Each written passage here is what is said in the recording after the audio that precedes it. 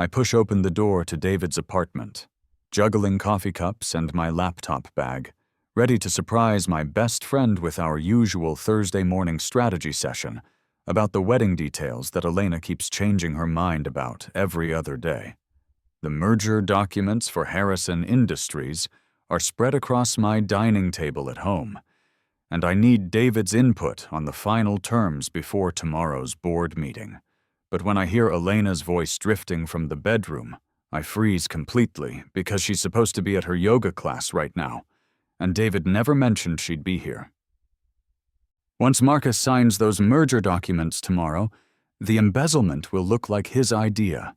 Elena's voice carries clearly through the thin walls, and I recognize that tone she uses when she's planning something elaborate, the same voice she used when organizing surprise parties, except now there's something cold and calculating in it that makes my stomach drop.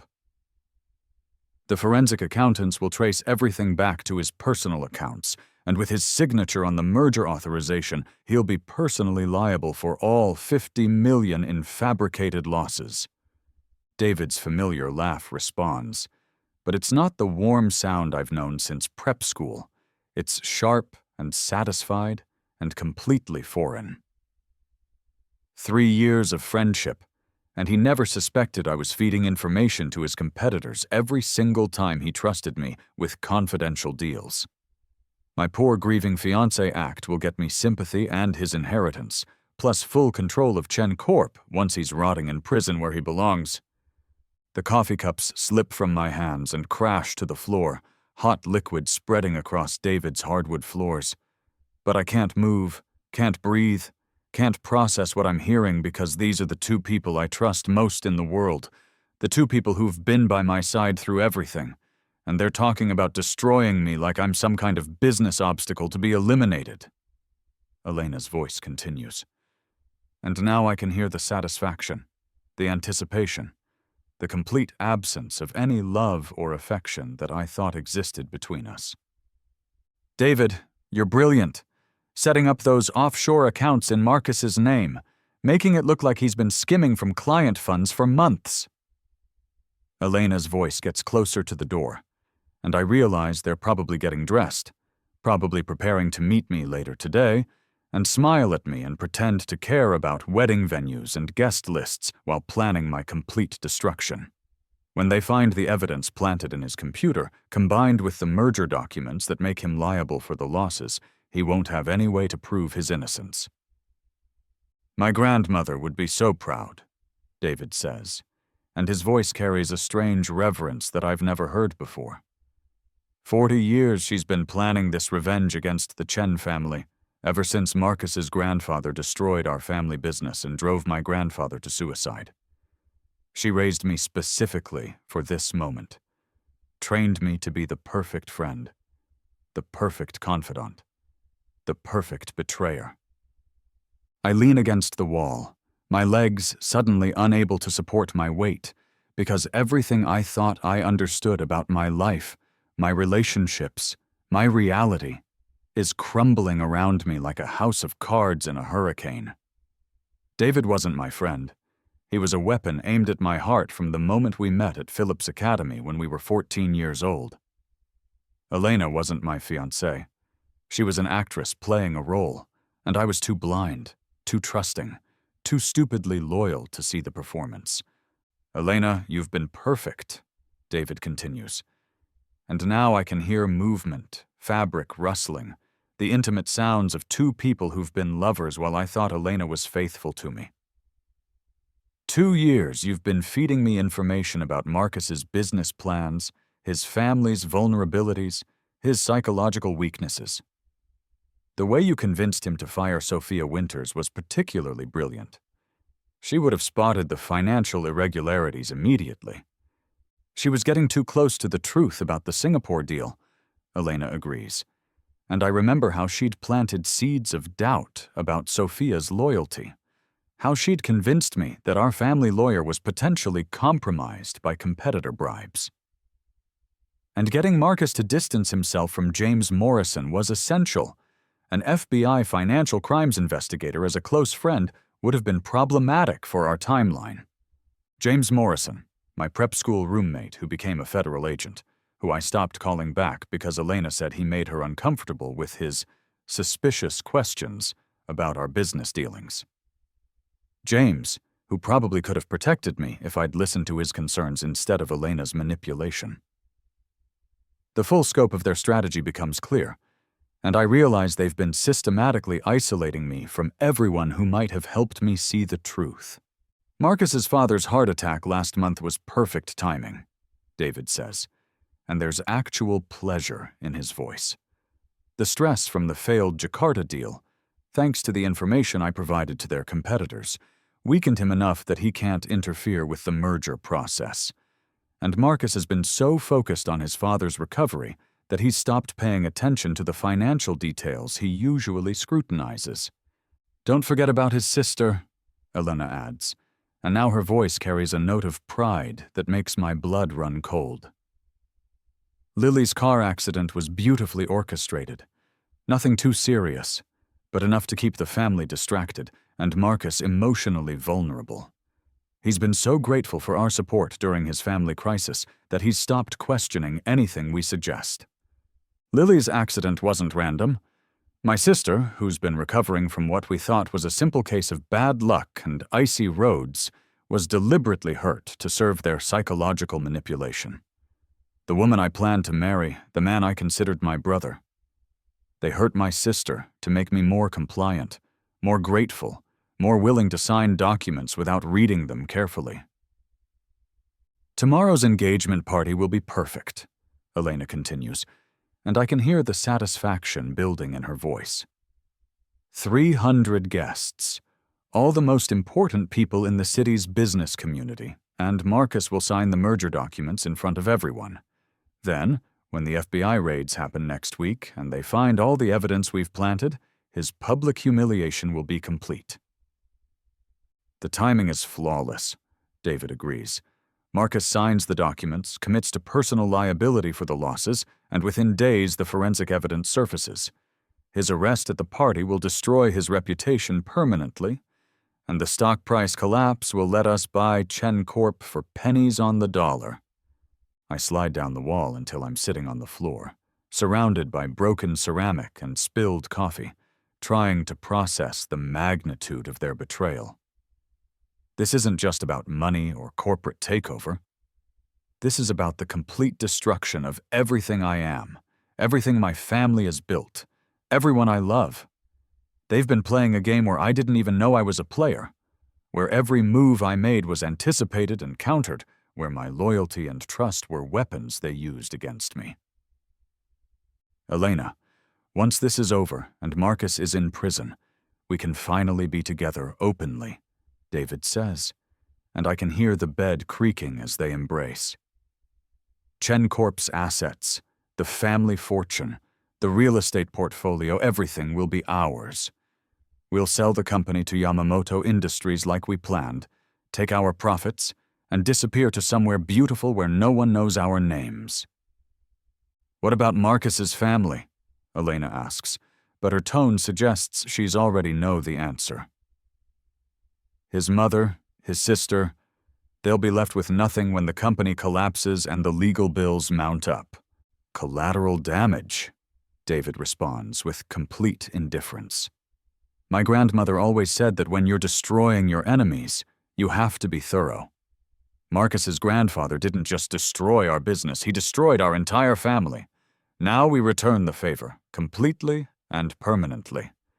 The casual cruelty in his voice, the way he discusses my family's destruction like it's a business transaction, finally breaks through my shock and fills me with a rage so pure and focused that I can barely contain it.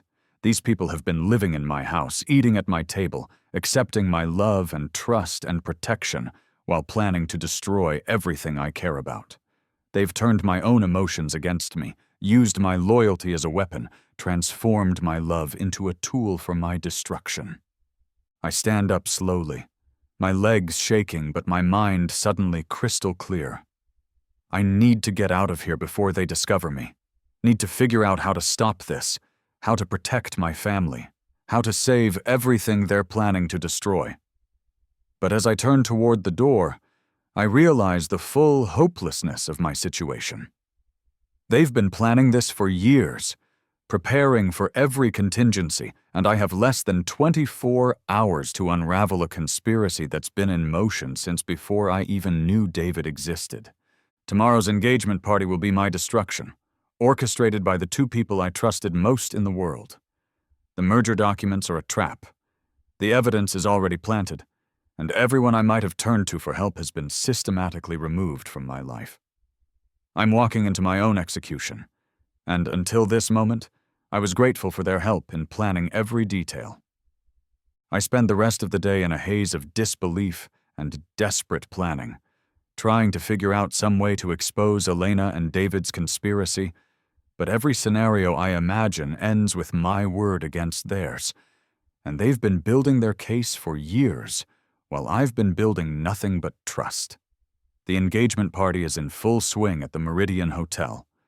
300 guests in formal attire, celebrating what they believe is the beginning of my happy future. And I'm standing at the podium with the merger documents in my hands, knowing that my signature will trigger my own destruction. Elena looks radiant in her custom Vera Wang gown, playing the role of devoted fiancée with Academy Award-worthy performance, her hand resting possessively on my arm as she smiles at the crowd of investors, business partners, and family friends who've come to celebrate our engagement. David stands beside me in his role as best man and business partner, his speech about our friendship and brotherhood still echoing in the ballroom, and I realize that everything he said was true except for the part about love and loyalty. "Marcus, darling, you seem distracted tonight," Elena whispers in my ear, her voice carrying just the right note of loving concern for anyone who might be listening. "Is everything all right? You've been acting strange all day, and I'm worried about you." I look at her. This woman I thought I knew. This woman I planned to marry and build a life with. And all I can see now is the calculating actress who's been studying me for weaknesses, who's been reporting my every move to her real partner.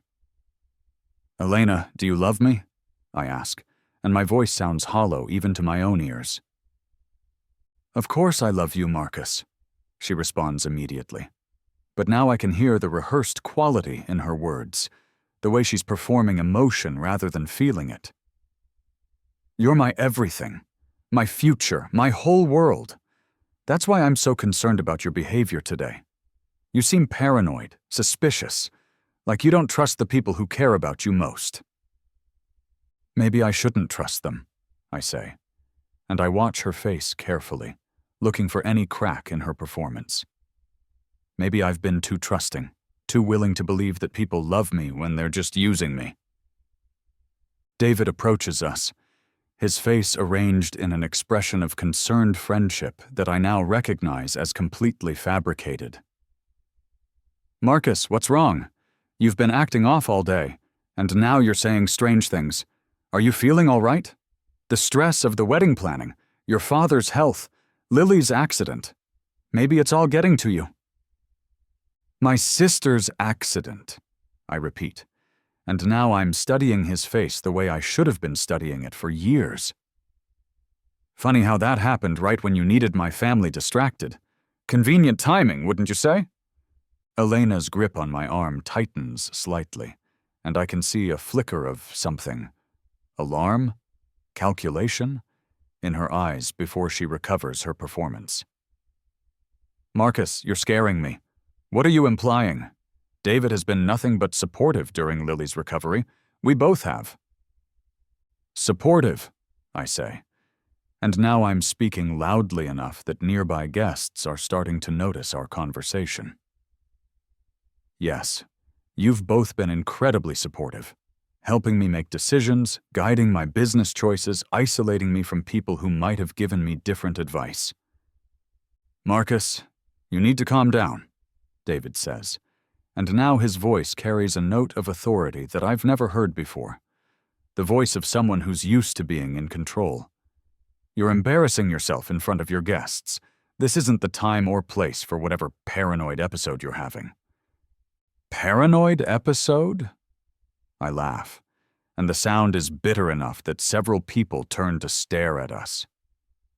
Is that what you're going to call it when I refuse to sign your merger documents? When I refuse to walk into your trap?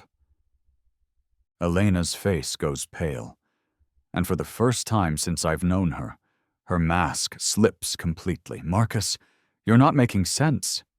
These are our friends, our business partners. You're talking like we're your enemies instead of the people who love you most. Do you love me, Elena? I ask again, and now my voice is loud enough that the conversations around us are stopping, that heads are turning in our direction. Or do you love David? Because I know about your real relationship. I know about the planning sessions, the strategy meetings, the 2 years you've been together while pretending to be faithful to me. The ballroom is starting to go quiet, the way crowds do when they sense drama unfolding, and I can see Elena and David exchanging a look that confirms everything I overheard. But instead of confessing, instead of showing any remorse or shame, Elena's face transforms into an expression of hurt and fear that would be completely convincing if I didn't know it was an act. Marcus, please, you're scaring me, she says. And now she's speaking loudly enough for everyone to hear, her voice carrying the perfect note of a woman dealing with an unstable partner. I don't know what you think you heard or saw, but you're wrong. David and I are friends, nothing more. We've been trying to help you, to support you, and now you're accusing us of betraying you. Show them the bruises, David says quietly, and I see Elena's hand move to her upper arm, to a place where I know there are no bruises because I've never laid a hand on her in anger. Show them what he did to you last night when you tried to talk to him about his behavior. Elena rolls up her sleeve, revealing what looks like finger-shaped bruises on her pale skin, and the crowd gasps audibly. I stare at the marks, knowing they're fake, knowing they're makeup or self-inflicted or somehow fabricated, but unable to prove it, unable to explain how I know they're lies. I never touched her, I say, but my voice sounds weak even to me, and I can see the doubt in the faces around me. She's lying. They're both lying. This is all part of their plan to destroy me, to steal my company, to frame me for crimes I didn't commit. Marcus, listen to yourself, David says, and now he's moved closer to Elena, positioning himself as her protector. You're talking about conspiracies and betrayals that don't exist. Elena loves you, I'm your best friend, and we're both worried about your mental state. The paranoia, the accusations, the violence. This isn't you. The violence? I stare at him, realizing that he's building a case against me in real time, that he's using my own words and behavior to construct a narrative of instability and abuse. I never hurt her. I never hurt anyone. The merger documents, David continues, and now he's addressing the crowd as much as me. Marcus has been acting erratically about the Harrison Industries deal, making wild accusations about the financial terms, claiming that legitimate business transactions are somehow fraudulent. Combined with his violent behavior toward Elena, I'm concerned that he's not mentally capable of making important business decisions. Elena is crying now. Perfect tears that make her look fragile and victimized, and I can see the crowd's sympathy shifting entirely to her. I just want to help him, she says, her voice breaking in exactly the right places. I love him so much, and I can see him falling apart, but every time I try to talk to him, he gets angry, he gets violent, he says terrible things about the people who care about him. I have evidence, I say desperately, reaching for my phone, but I realize I don't have evidence. Not really. I have my memories of overheard conversations, my suspicions about timing and coincidences, my newfound understanding of their manipulation, but nothing concrete, nothing that would convince a room full of people who are already seeing me as unstable and dangerous. Evidence of what, Marcus? David asks. and now he's moved fully into the role of concerned friend dealing with a dangerous situation. Evidence of your own paranoid delusions? Evidence of your violent behavior toward the woman who loves you? Evidence of your inability to distinguish between reality and fantasy? The crowd is murmuring now, a low hum of shock and sympathy and judgment, and I can see my parents across the room, my father's face pale with confusion and concern, my mother's eyes wide with horror at what she's witnessing. Lily is there too, still recovering from her accident, leaning heavily on her crutches, and I can see the pain in her face as she watches me publicly unraveling. "Marcus, son, maybe you should sit down," my father says, approaching slowly like he's dealing with a dangerous animal. "You're clearly upset, and this isn't the place to work through whatever's troubling you." "Dad, they're planning to destroy us," I say, and now I'm grasping at straws, trying to make someone, anyone, believe me. The merger documents are a trap. There's evidence planted in my computer. They're going to frame me for embezzlement and destroy Chen Corp. You have to believe me.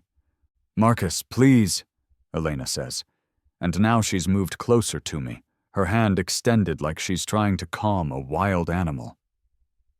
"You're having some kind of breakdown. Let us help you. Let me help you. I love you, and I just want you to get better." "Get away from me," I say, and I step backward, but my movement is too sudden, too aggressive, and I can see the crowd interpreting it as threatening. "Don't touch me. Don't pretend to care about me when you're planning my destruction." "He's dangerous," someone in the crowd whispers, and the murmur spreads through the ballroom like wildfire. "He's threatening her. Someone should call security." "I'm calling the police," David announces, pulling out his phone. "Marcus, I'm sorry, but you're clearly having some kind of psychotic break, and Elena's safety is more important than our friendship. I can't let you hurt her."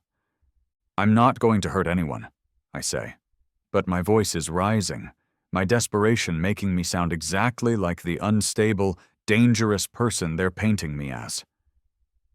"I'm trying to protect my family, my company, everything they're planning to destroy.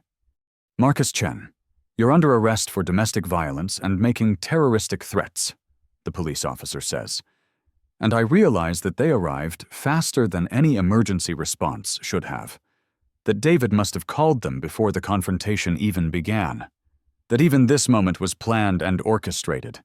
The handcuffs click around my wrists in front of 300 guests, in front of my parents and sister, in front of business partners and investors and friends who will never look at me the same way again. Elena is sobbing in David's arms, playing the role of traumatized victim with perfect accuracy, and I can see the satisfaction in David's eyes, even as he comforts her. "I'm sorry, Marcus," David says as the police lead me away. "I hope you get the help you need. Elena and I will take care of everything while you're gone. We'll make sure Chen Corp is protected, make sure your family is safe. That's what friends do." The irony is perfect, and I realize that even my arrest, even my public humiliation is part of their plan. They've turned my own engagement party into the opening act of my destruction, and everyone who matters has witnessed my downfall. By tomorrow, the story will be in every newspaper, every business journal, every social media platform. Marcus Chen, the unstable heir who attacked his fiancée and threatened his best friend, who lost his mind at his own engagement party. As the police car pulls away from the Meridian Hotel, I can see Elena and David through the window, still playing their roles, still accepting sympathy and support from the crowd. But I also see something else in their faces now that the performance is over. Triumph. They've won the first battle in a war I didn't even know I was fighting, and my complete destruction is just beginning. 3 years in maximum security prison teaches you things about yourself that you never wanted to learn, and I've learned that I'm stronger than I thought, more resilient than anyone expected, and capable of surviving betrayal that would have destroyed the man I used to be. The Marcus Chen who walked into that engagement party believing in love and friendship and loyalty died the night I was arrested. And the man who emerged from the courthouse in handcuffs was someone harder, colder, more focused on the truth than on the comfortable lies I'd been telling myself. Elena married David 6 months after my conviction, in a ceremony that was covered by every major society publication as the romance of the year. The brave woman who found love again after escaping an abusive relationship. The loyal friend who stood by her through her darkest hour. The wedding photos show them looking radiant and happy, surrounded by all the people who used to be my friends, my business partners, my social circle, celebrating their love story while I sat in a cell reading about it in magazines that other inmates left behind. David became CEO of Chen Corp within a year of my arrest, after my father's second heart attack, triggered by the stress and shame of my public disgrace, left him unable to continue running the company. The board voted unanimously to install David as interim CEO and then permanent CEO, because who else could they trust with the company's future? He was my closest friend, he understood my vision, and he'd been instrumental in trying to save the company from my financial irregularities and unstable leadership. From my cell, I watch helplessly as everything my family built over 3 generations crumbles under David's leadership. The stock price drops 50% in the first year. Major clients cancel contracts, and longtime employees resign in droves. The business journalists write articles about the Chen Corp curse and the legacy of Marcus Chen's crimes. But I can see the pattern that no one else recognizes. David isn't failing to save the company. He's deliberately destroying it. Every decision he makes weakens Chen Corp's position. Every contract he signs favors competitors. Every strategic choice leads to greater losses. He's not trying to rebuild what I allegedly destroyed. He's finishing the job he started years ago when he first befriended me at Phillips Academy. This was always the plan. Infiltrate the Chen family, earn our trust, then destroy us completely and permanently. Elena plays her role perfectly as the grieving widow of a company's reputation, the woman who lost everything to her ex-fiancé's criminal behavior. She gives interviews about domestic violence, becomes a spokesperson for survivors of financial abuse, and builds a public platform on the foundation of my alleged crimes. But I know she's working behind the scenes to accelerate Chen Corp's destruction, using her insider knowledge to help David identify and exploit every weakness. My mother dies alone in the small apartment she moved to after losing our family home to legal fees and asset seizures. She never visits me in prison, never answers my letters, never forgives me for the shame I brought on our family name. The woman who raised me to believe in honor and loyalty and family dies, thinking her son is a criminal, a betrayer, a monster. Elena and David attend her funeral, playing the roles of mourning friends, accepting condolences for their loss while I sit in my cell, reading about it in a 3-line obituary. Lily disappears sometime in the 2nd year of my imprisonment, and I never find out what happened to her. The private investigator I hire with my remaining legal funds tells me she liquidated her trust fund, sold her apartment, and vanished without telling anyone where she was going. I hope she escaped the country, hope she found somewhere safe to rebuild her life away from the scandal and shame of the Chen name. But I'll never know if she made it to safety, or if David's reach extended far enough to find her. The final piece of their plan unfolds in my 3rd year of imprisonment, when David announces that Chen Corp is being acquired by Yamamoto Industries, the Japanese conglomerate that's been our primary competitor in the Southeast Asian markets for decades. The acquisition price is a fraction of what the company was worth before my crimes destroyed its value, but David presents it as a victory, as the best possible outcome for shareholders and employees. It's a bittersweet moment, David tells the business reporters at the acquisition announcement. Chen Corp was Marcus's family legacy, and I know he would have wanted to see it survive, even if he couldn't be part of its future. Elena and I are committed to ensuring that the Chen name is remembered for its contributions to the business community, not for the crimes that ultimately destroyed it. I watch the press conference from the prison library, seeing David and Elena standing together as they sell my family's life work to our enemies, and I realize that this moment was always the end game. Everything else, the engagement, the betrayal, the false evidence, my imprisonment, was just the setup for this final act of destruction. They didn't just want to steal Chen Corp, they wanted to destroy it completely, to erase the Chen family from the business world entirely.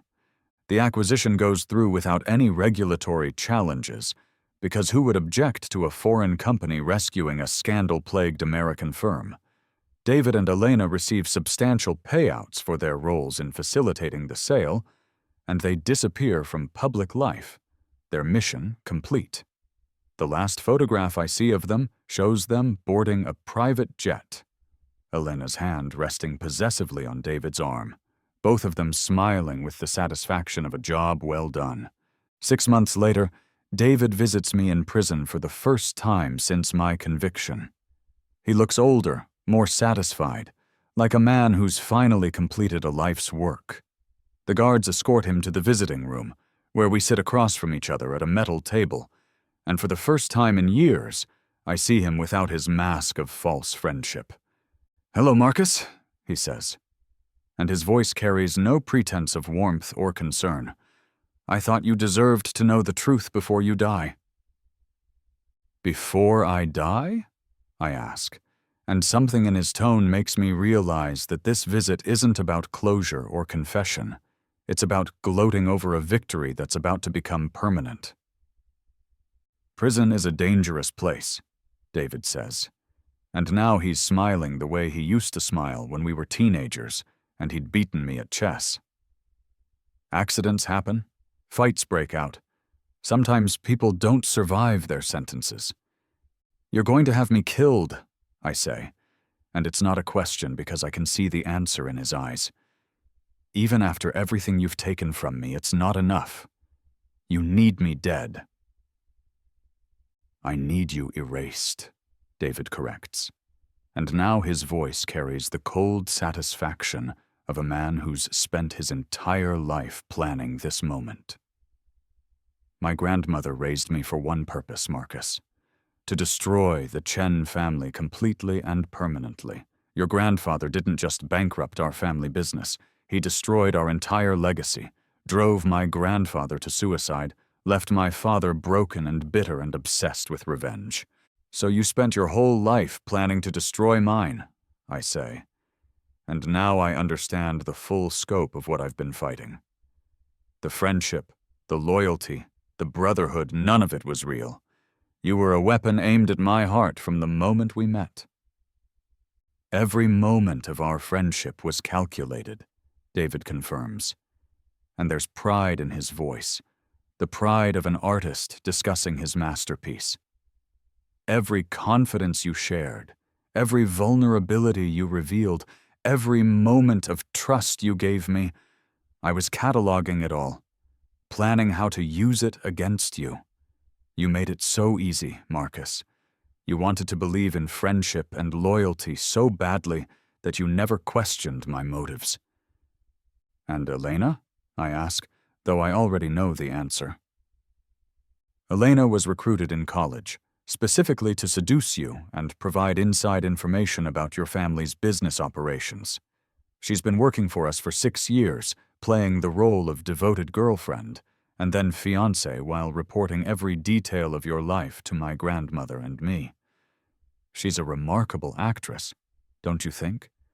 Even I sometimes believed she actually cared about you." The casual cruelty in his voice, the way he discusses my emotional destruction like it's a business transaction, should make me angry. But instead, I feel something like relief. For 3 years, I've been tormented by the possibility that some part of our friendship was real, that some part of Elena's love was genuine, that maybe if I'd been a better friend or a better fiancé, things could have been different. Now I know that nothing was real, that I was fighting a war where I was the only participant who didn't know it was happening. My grandmother died last month, David continues, and now his voice carries a note of sadness that might be the first genuine emotion I've ever heard from him. She lived to see Chen Corp destroyed and your family legacy erased, but she wanted to make sure you died knowing the truth. She wanted you to understand that your grandfather's crimes were finally paid for, that the Chen family was completely destroyed, that her life's work was complete. My grandfather's crimes, I repeat, and I realize that this is the part of the story I've never understood. What exactly did he do to your family? He discovered that my grandfather was embezzling from their joint ventures, so instead of handling it quietly, he exposed everything publicly. My grandfather was arrested, tried, and convicted of fraud, and our family lost everything. The business, the house, the reputation, the social standing. My grandfather died in prison, broken and humiliated, and my father spent his entire life planning revenge. So your grandfather was a criminal, I say, and now I understand the twisted logic of their vendetta.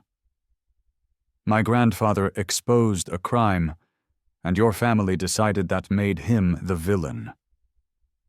Your grandfather destroyed our family's honor, David says, and now his voice carries the fervor of a true believer.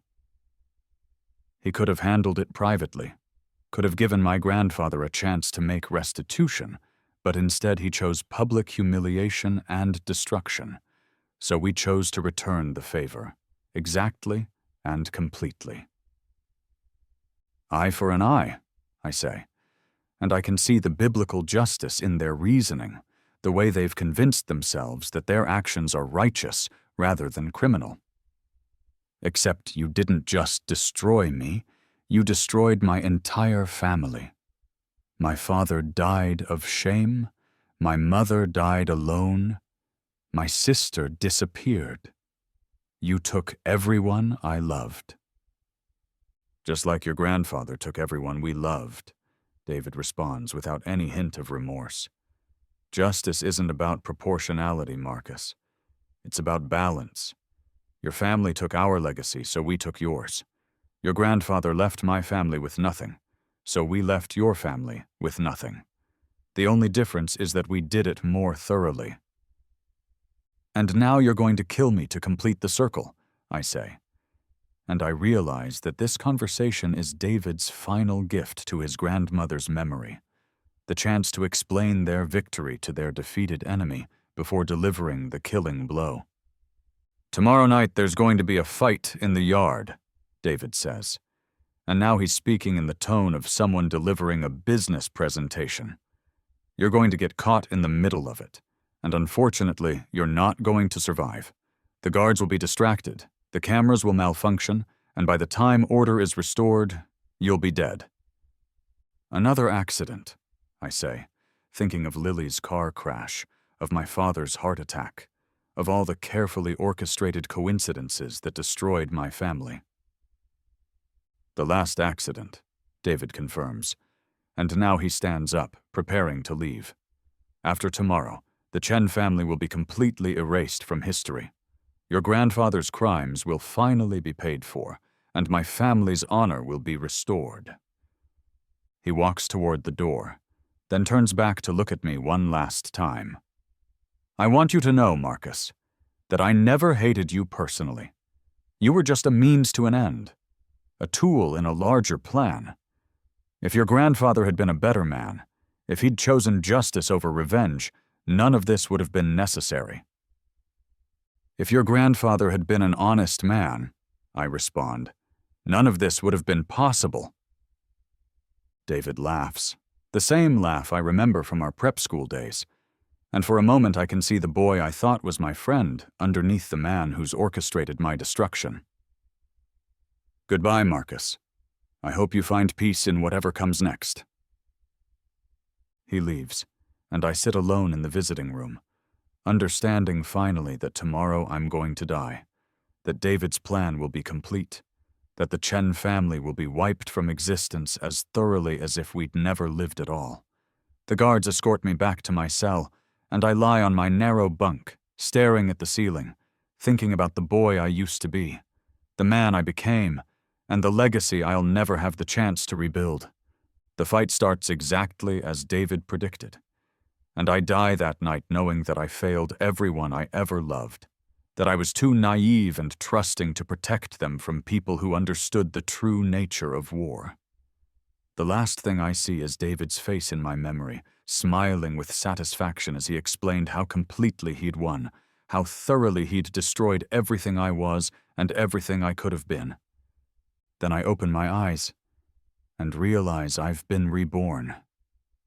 I'm staring at my bedroom ceiling, the same ceiling I've stared at for thousands of mornings. But something is different, something is wrong, something is impossible. The light coming through the windows is too bright, too clean, too full of possibility. And when I turn my head, Elena is sleeping beside me, her dark hair spread across the pillow like it was that morning 3 years ago, when I thought she loved me, when I thought David was my friend, when I thought the merger documents were just business as usual.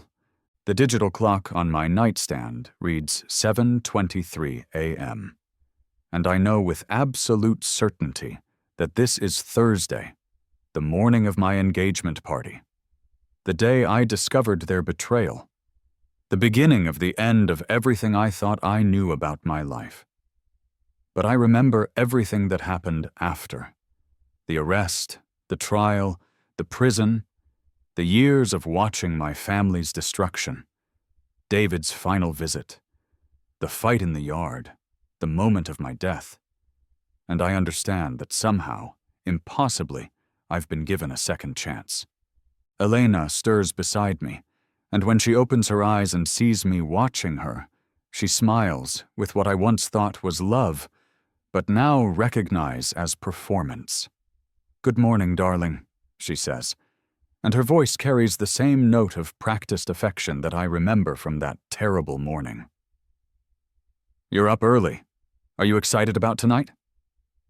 "About tonight," I repeat, and my voice sounds different even to my own ears, colder and more distant than the Marcus she expects to wake up beside. "Yes, I'm very excited about what tonight will bring." Elena sits up, studying my face with the calculating gaze I never noticed before my death. Before my rebirth. Before I learned to see past the mask she wears so perfectly. "You seem different this morning. Is everything all right?" "Everything is perfect," I say, and I can see confusion flicker across her features because she's expecting the Marcus who trusts her completely, who hangs on her every word, who treats her like the center of his universe. I've never seen things more clearly than I do right now. My phone buzzes with a text message, and I know without looking that it's David's usual "Good morning, brother" message, the one he sends every day to maintain the illusion of our friendship while he systematically destroys everything I care about. I pick up the phone and read his message, and for the first time in our entire relationship I see it for what it really is. Not affection, but surveillance. A daily check-in to monitor my emotional state and strategic position.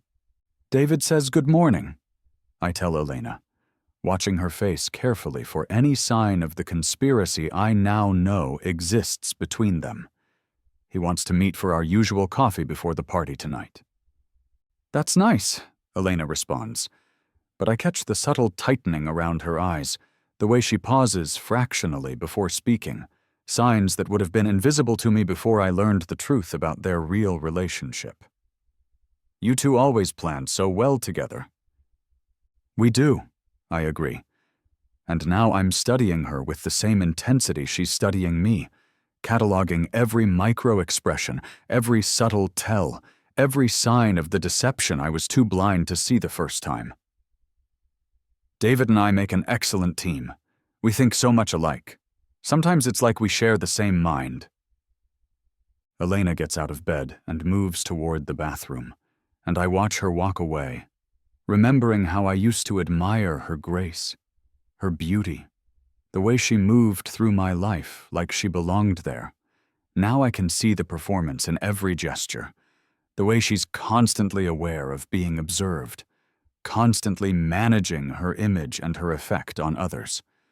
"Marcus," she calls from the bathroom, "don't forget that the merger documents need to be reviewed before tonight. David said the Harrison Industries deal was time-sensitive."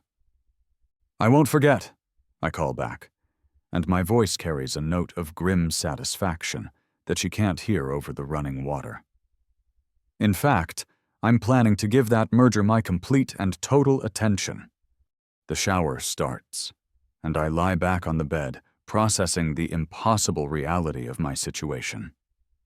I have perfect memory of 3 years that haven't happened yet, complete knowledge of a conspiracy that hasn't been exposed yet, and most importantly, I have the opportunity to save everyone who died because of my naivety the first time around.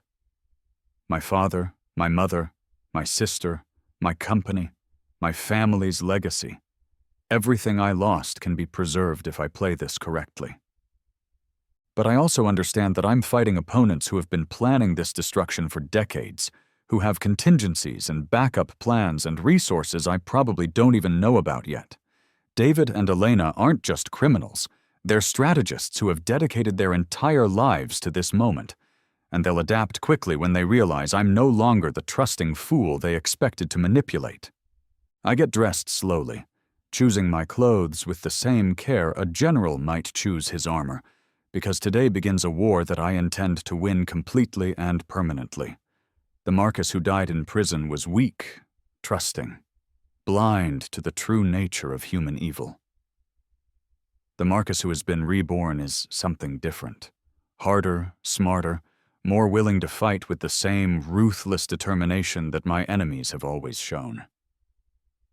My phone rings, and David's name appears on the screen, right on schedule for his daily check-in call. I answer it, preparing to begin the most important performance of my life. "Marcus, good morning," David says, and his voice carries the same warmth and affection that I believed in so completely for so many years. "I hope you slept well. Big day today." "I slept perfectly," I tell him, and it's the truth because death is the most restful sleep I've ever experienced. I've never felt more refreshed, more focused, more ready to handle whatever today brings. "That's great to hear," David responds, but I can detect something in his voice now, a note of uncertainty that wasn't there in my original timeline. "You sound different, Marcus. More confident, more decisive." "Do I?" I ask. And now I'm the one studying his reactions, listening for the subtle tells that reveal his true thoughts. Maybe I'm finally growing into the man I was meant to be. Maybe I'm finally ready to take control of my own life. There's a pause, and I know David is processing this change in my behavior, trying to determine if it represents a threat to his plans or just a temporary mood shift that can be managed and manipulated. "Well, confidence is good," he says finally, "especially when you're making important decisions like the Harrison merger." "About that merger," I say, and now I'm deliberately introducing uncertainty into his carefully orchestrated timeline. "I've been having some second thoughts. The terms seem aggressive, almost like they were designed to put me at personal risk." Another pause, longer this time, and I can practically hear David's mind racing as he tries to figure out how to respond to this unexpected development. "Marcus, we've been over those documents a dozen times. The terms are standard for this type of acquisition. You're just nervous because it's such a big deal." "Maybe I am nervous," I agree, but my voice carries a note of steel that the old Marcus never possessed. "Or maybe I'm finally learning to listen to my instincts instead of just trusting that everyone around me has my best interests at heart."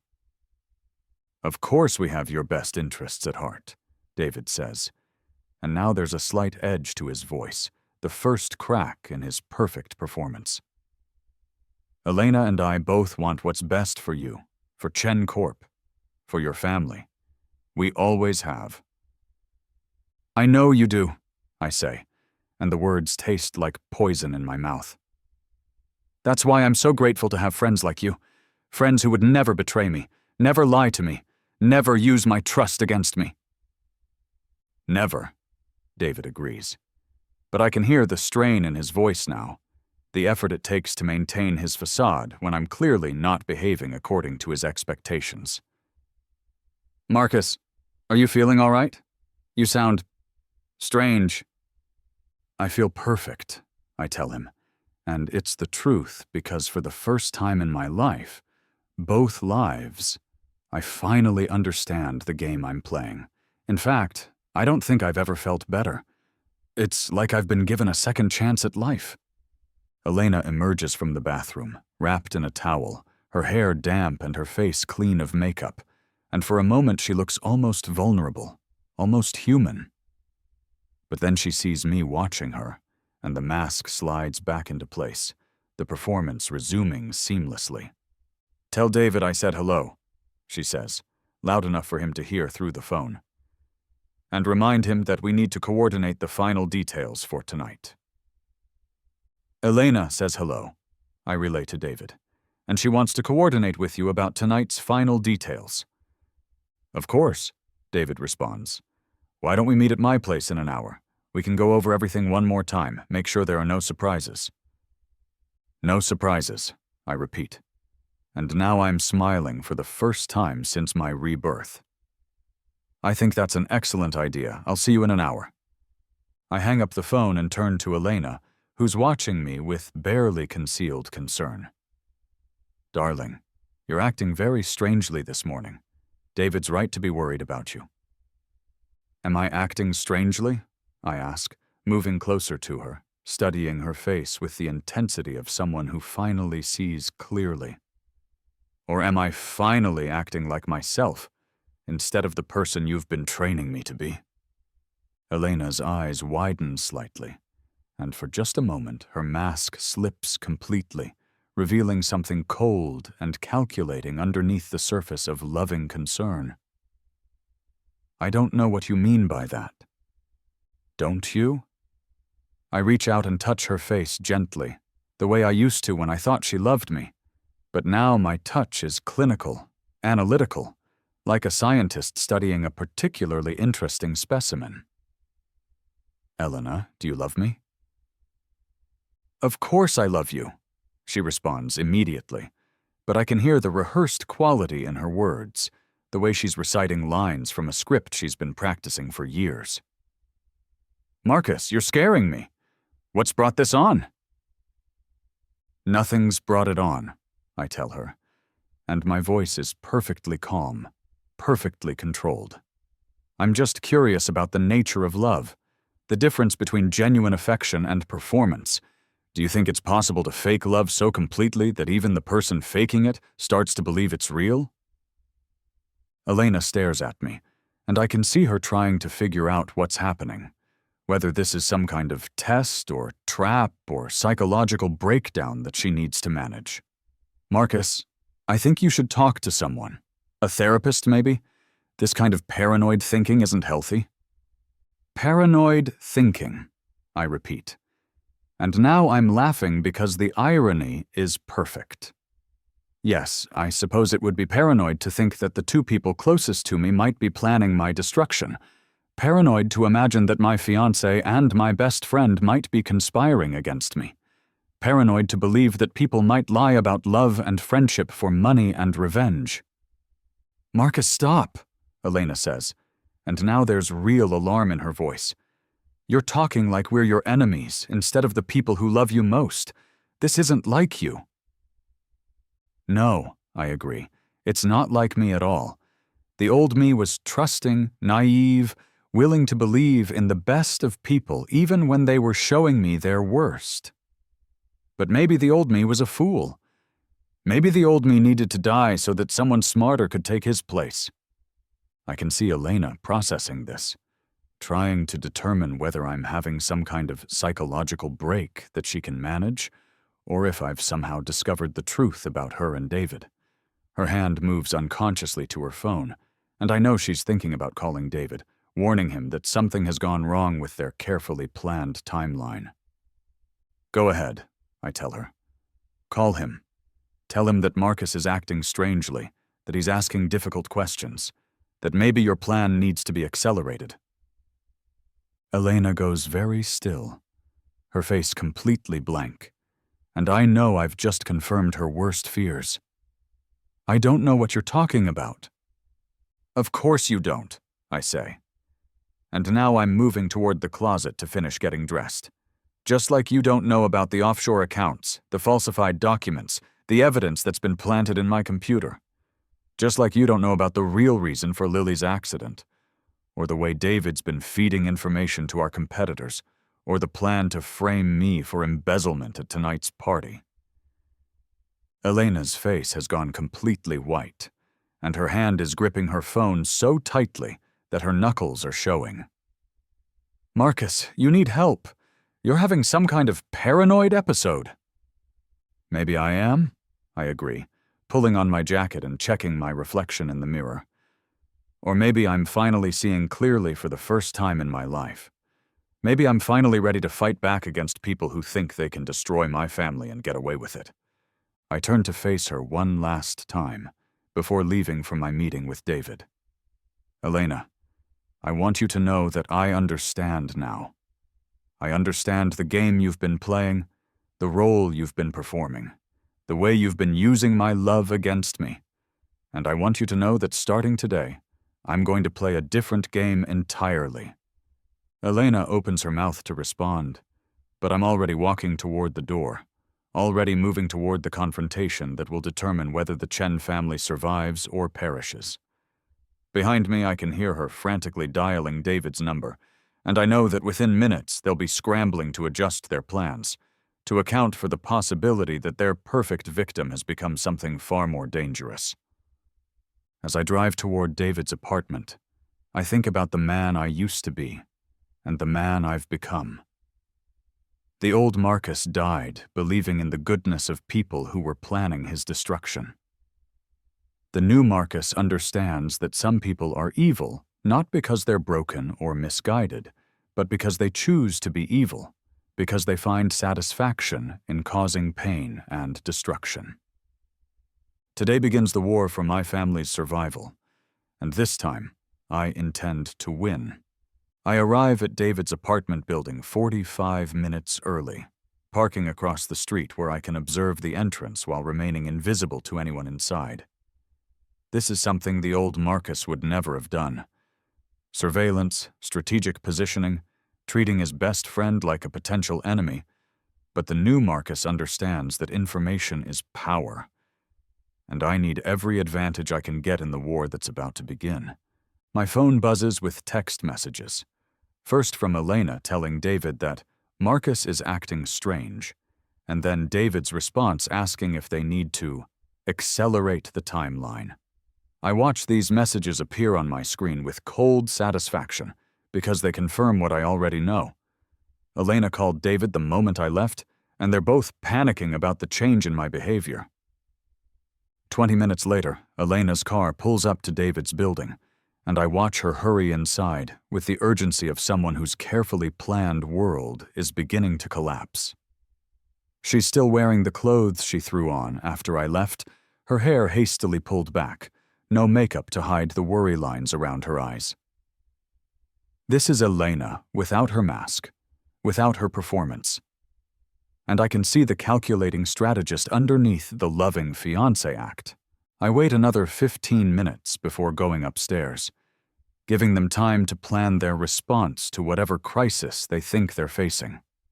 When I knock on David's door, it opens immediately, and I can see both of them standing in his living room, their faces arranged in expressions of loving concern that would have fooled me completely just hours ago. "Marcus," David says, and his voice carries the perfect note of worried friendship. "Elena told me you were having a difficult morning. Are you feeling all right?" I'm feeling fantastic, I tell him, walking past both of them into the living room where we've had 1,000 conversations about business, about life, about our future plans. In fact, I don't think I've ever seen things more clearly than I do right now. Elena and David exchange a glance, and I can see them communicating in the wordless way that lovers do, coordinating their approach to this unexpected problem. Elena moves closer to me, her hand reaching out to touch my arm, in the gesture of comfort she's perfected over years of practice. "Darling, you're worrying us," she says, and her voice carries the perfect blend of love and concern. "This morning you were asking strange questions, saying things that don't make sense. David thinks maybe you're under too much stress with the wedding planning and the merger." "The merger?" I repeat, and now I'm looking directly at David with the intensity of someone who finally sees his true face. "Yes, let's talk about the merger. Let's talk about the Harrison Industries deal that's going to make me personally liable for $50 million in fabricated losses." David's face doesn't change, but I can see something flicker in his eyes, a moment of calculation as he tries to determine how much I know and how much I'm guessing. "Marcus, that's not how the merger works. We've been over those documents dozens of times. The liability provisions are standard protective measures." "Protective measures?" I laugh, and the sound is harsh enough that both Elena and David step back slightly. "Yes, I'm sure they're very protective. Protective of your plan to frame me for embezzlement. Protective of your strategy to destroy Chen Corp. Protective of your 40-year revenge plot against my family." The silence that follows is absolute, and I can see both of them processing what I've just said, trying to figure out if I'm having a psychotic break or if I've somehow discovered the truth about their conspiracy. Elena recovers first, slipping back into her role with the skill of a professional actress. "Marcus, you're scaring me," she says, and now there are tears in her eyes. Perfect tears that would have broken my heart if I didn't know they were fake. "You're talking about conspiracies and revenge plots that don't exist. David loves you like a brother, and I love you more than anything in the world. We would never hurt you." "Would you hurt my sister?" I ask, and I watch Elena's face carefully for any reaction to the question. "Would you arrange for her to have a car accident to distract my family during a crucial business period?" Elena's face goes white, and David takes a step forward, his expression shifting from concern to something more calculating. "Marcus, Lily's accident was terrible, but it was just that, an accident. No one arranged anything." "What about my father's heart attack?" I continue, studying David's face with the same intensity I once reserved for analyzing business deals. "Was that an accident too? Or was it the result of stress from failed business deals that you sabotaged by feeding information to our competitors?"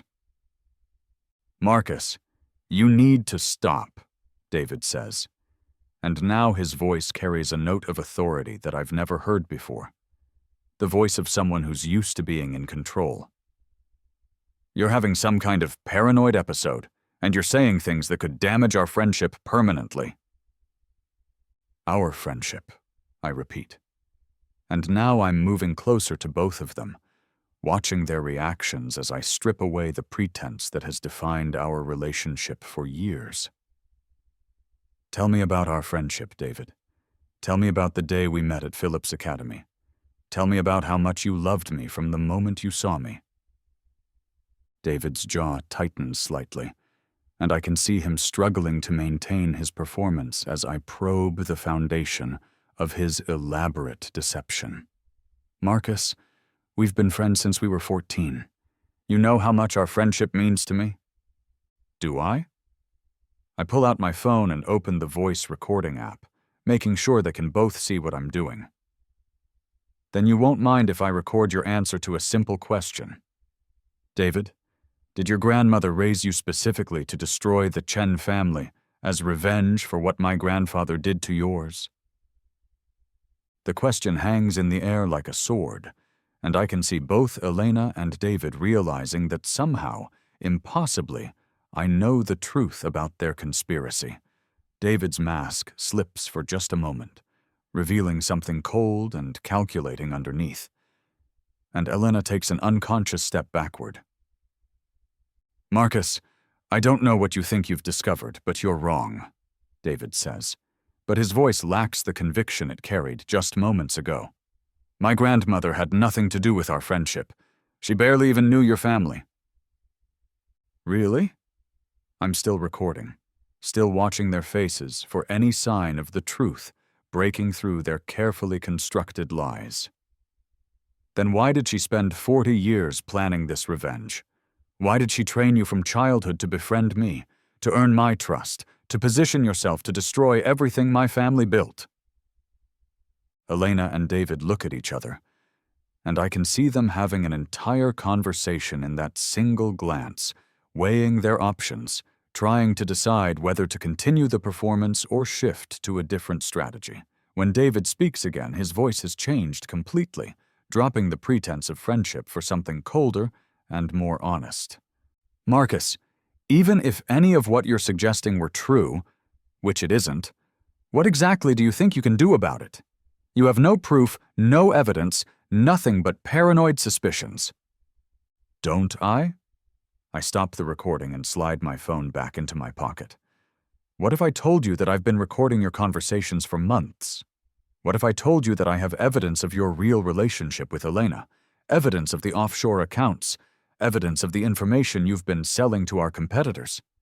It's a bluff, but it's a good one, and I can see uncertainty flicker across both their faces." Elena reaches for her purse, and I know she's thinking about her phone, about calling someone for help or advice. "Go ahead," I tell her. "Call whoever you need to call. Call your handler, your backup team, whoever's been coordinating this operation with you. But remember that every call you make, every person you contact, is just more evidence of the conspiracy." "You're insane," Elena says, but her voice is shaking now, the performance finally cracking under the pressure of my unexpected knowledge. "Marcus, you need help. Professional help." "Maybe I do," I agree. "But first, I think I need to cancel tonight's engagement party. I think I need to postpone the merger signing. I think I need to take some time to really think about who I can trust and who I can't." David stands up abruptly, his calm facade finally crumbling completely. "Marcus, you can't cancel the party. There are 300 guests. Major investors, business partners who are flying in specifically for this event. The merger documents have to be signed tonight, or Harrison Industries will walk away from the deal permanently." "Will they?" I ask. And now I'm smiling because David has just revealed how desperate he is to keep his timeline on track. "Or will they be happy to negotiate with someone who's more careful about reading the fine print?" "The fine print is standard," David begins, but I cut him off. "The fine print that makes me personally liable for losses that you've already arranged to fabricate," I say. "The fine print that gives you legal cover when the embezzlement evidence surfaces. The fine print that transfers control of Chen Corp to you when I'm arrested for crimes I didn't commit." Elena and David stare at me, and I can see them finally understanding that their perfect plan has been compromised, that their victim has somehow become their opponent. The silence stretches between us, filled with the weight of years of deception and betrayal. "You can't prove any of this," Elena says finally, but her voice is weak, desperate. "Even if you believe these crazy theories, you have no evidence, no way to make anyone believe you." "Maybe not," I agree. "But I don't need to prove anything to anyone else. I just need to protect my family, my company, and everything you've been planning to destroy. And starting today, that's exactly what I'm going to do." I walk toward the door, leaving them both standing in David's living room, their perfect conspiracy suddenly uncertain, their carefully planned timeline disrupted by the unexpected resurrection of their victim. "Marcus," David calls after me, and when I turn back, I can see something new in his face. Not the mask of friendship, but the cold calculation of an enemy who's been discovered. "This isn't over." "No," I agree. "It's not over. It's just beginning." As I drive away from David's apartment, I think about the old Marcus who trusted these people completely, who would have walked into their trap without ever seeing it coming. That Marcus died believing in love and friendship and loyalty. This Marcus understands that some people are capable of any evil if they believe their cause is righteous, and the only way to defeat them is to be more ruthless, more strategic, more willing to fight than they expect. The war for my family's survival has begun, and I intend to win it completely and permanently. The first person I call is Sophia Winters, the family lawyer whom David convinced me to fire 6 months ago by suggesting she might be compromised by competitor bribes. I remember how hurt she'd looked when I told her we no longer needed her services, how she'd tried to warn me about irregularities in some of our recent contracts, how Elena had whispered poison in my ear about Sophia's questionable loyalty, until I stopped listening to advice that might have saved me. "Marcus Chen," Sophia's voice carries surprise and something that might be relief when she answers my call. "I wasn't expecting to hear from you." "Sophia, I need to see you immediately," I tell her, and I can hear the urgency in my own voice. "I think I've made some terrible mistakes, and I need your help to fix them before it's too late." "What kind of mistakes?" she asks, and I can hear the lawyer in her voice, already shifting into analytical mode. "Marcus, when you fired me, you said you had concerns about my loyalty. What's changed?" "Everything's changed," I tell her. "I discovered that the person who raised those concerns about your loyalty was actually working against my interests. Sophia, I think someone close to me has been systematically sabotaging Chen Corp, and I need someone I can trust to help me figure out how deep the damage goes." There's a pause, and I can practically hear Sophia's mind working through the implications of what I'm saying. "Marcus, are you saying that someone in your inner circle has been committing corporate espionage?" "I'm saying that someone in my inner circle has been planning the complete destruction of my family for decades, and I was too blind to see it until now. Can you meet me somewhere private? Somewhere we can talk without being overheard or monitored?" "My office is secure," Sophia says. "I can be there in 30 minutes. "I'll see you then," I tell her, and as I drive toward her office, I think about the conversation I overheard in my past life, about David's casual admission that he'd been feeding information to competitors for years. If Sophia investigates our recent contracts and deals, she'll find patterns that prove what I know to be true. Sophia's office is in one of downtown's most prestigious buildings, and when I arrive, she's waiting for me with files spread across her conference table, documents that I recognize as contracts and agreements from the past 2 years of Chen Corp's business dealings. "Marcus, I have to admit that I've been concerned about you for months," she says without preamble. "Some of the legal advice you've been receiving lately has been questionable at best, and some of the contracts you've signed have terms that are unusually disadvantageous to Chen Corp." "Show me," I tell her. And she spreads the documents across the table, pointing to specific clauses and provisions that would have been invisible to me in my previous life, but now stand out like red flags. "This contract with the Jakarta Development Project," she says, pointing to a thick document covered in red ink annotations. "The termination clauses are structured so that Chen Corp bears all the financial risk if the project fails, even if the failure is due to factors outside your control. It's the kind of contract terms that someone would negotiate if they wanted your company to fail." "And this one?" I ask, pointing to another document. "The Singapore shipping deal," Sophia says. and her voice carries the frustration of a professional who's watched a client make terrible decisions. Again, the liability provisions are structured to maximize your exposure and minimize your profits. Marcus, it's like someone was deliberately advising you to accept the worst possible terms. Someone was, I tell her. Sophia, I need you to investigate every contract, every deal, every business decision Chen Corp has made in the past 2 years. I need you to look for patterns of sabotage, evidence of insider information being leaked to competitors, anything that suggests systematic betrayal. Sophia studies my face carefully, and I can see her trying to assess whether I'm having some kind of paranoid breakdown or if I've genuinely discovered a conspiracy. Marcus, that's a massive undertaking. It would require forensic accounting, computer analysis, interviews with dozens of people.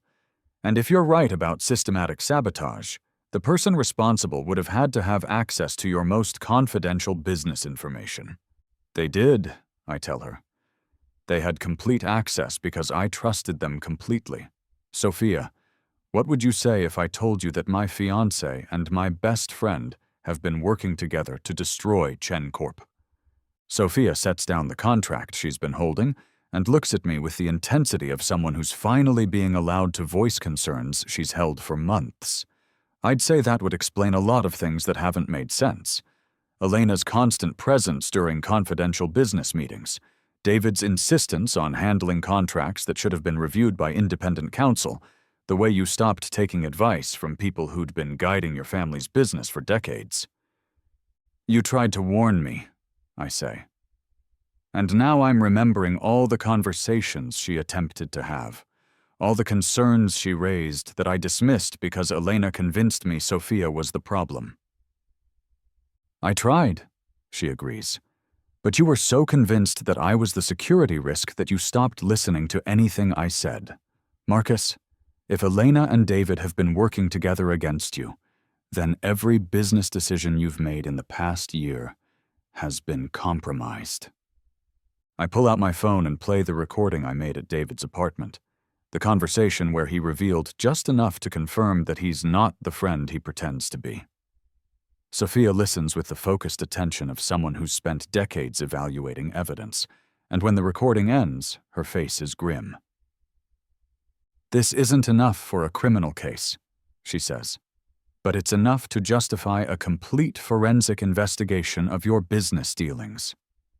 Marcus, if they've been planning this for as long as you suggest, there will be evidence, financial records, communication logs, patterns of decision-making that favor your competitors. How long will the investigation take? I ask. If we start immediately and use the best forensic accountants and computer specialists available, we might have preliminary results in 72 hours. But Marcus, an investigation this comprehensive will be expensive, and it will send signals to anyone who's been monitoring your activities. Let them know, I tell her. Let David and Elena and whoever else is involved know that I'm no longer the naive fool they've been manipulating.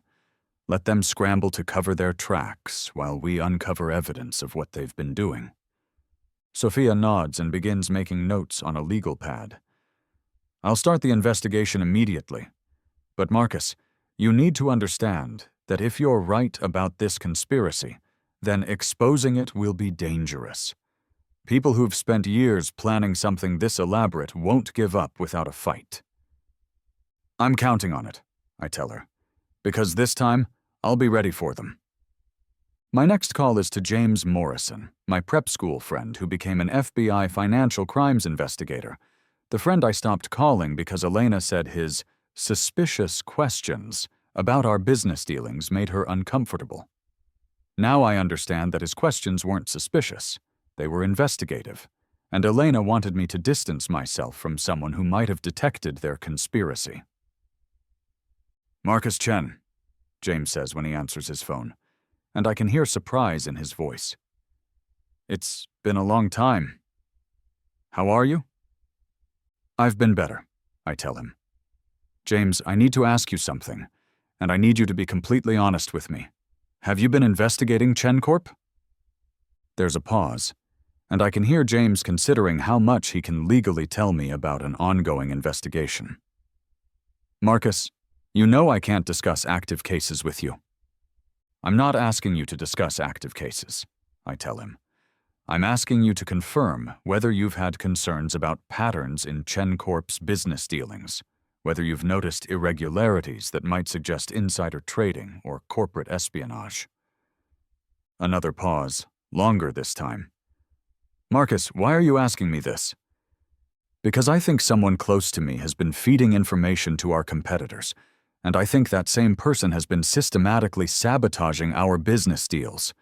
James, if you've been investigating financial crimes involving Chen Corp, then you know I'm not the one committing them.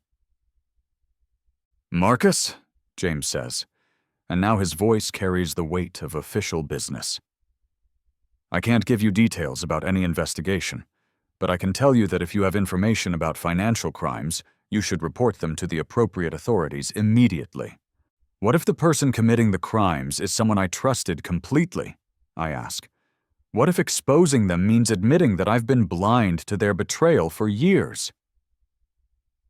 Then you admit it, James says simply. Marcus, if someone close to you has been committing financial crimes, then protecting them makes you an accessory, but cooperating with an investigation makes you a witness. A witness, I repeat. And now I understand the choice I'm facing.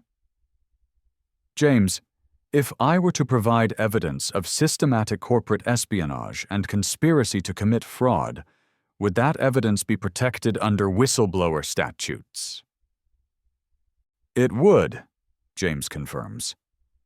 Marcus, are you telling me that you have evidence of financial crimes? I'm telling you that I'm about to have evidence, I tell him. And when I do, I'll need someone I can trust to make sure it reaches the right people in the right way. You can trust me, James says. And for the first time since my rebirth, I feel like I'm talking to someone who's genuinely on my side. Marcus, whatever's happening, whatever you've discovered, don't try to handle it alone. Financial crimes at the corporate level are serious business, and the people who commit them don't hesitate to hurt anyone who threatens their operations. I understand, I tell him. But James, I can't let them destroy my family. I won't let them win. After I hang up with James, I drive toward the hospital where my father is recovering from his recent surgery. In my original timeline, his condition deteriorated rapidly due to the stress of my arrest and trial, leading to the heart attack that killed him. This time I'm going to make sure he's strong enough to survive whatever comes next. I find him in his private room, looking older and more fragile than I remembered, and I realize how much of his decline was caused by the systematic stress that David's sabotage created. But he's alive. He's alert. And when he sees me, his face lights up with the genuine love that I took for granted in my previous life. Marcus, he says, and his voice is stronger than I expected. I was hoping you'd come by today. How are the wedding plans coming along? Dad, I need to talk to you about something important, I tell him, pulling a chair close to his bed. I need to tell you about some concerns I have regarding David's advice about our business operations. My father's expression shifts, and I can see relief in his eyes, as if he's been waiting for this conversation for months. Son, I'm glad you brought that up. I've been wanting to discuss some of David's recommendations with you, but I didn't want to interfere with your friendship. What kind of concerns? I ask, and I can see my father choosing.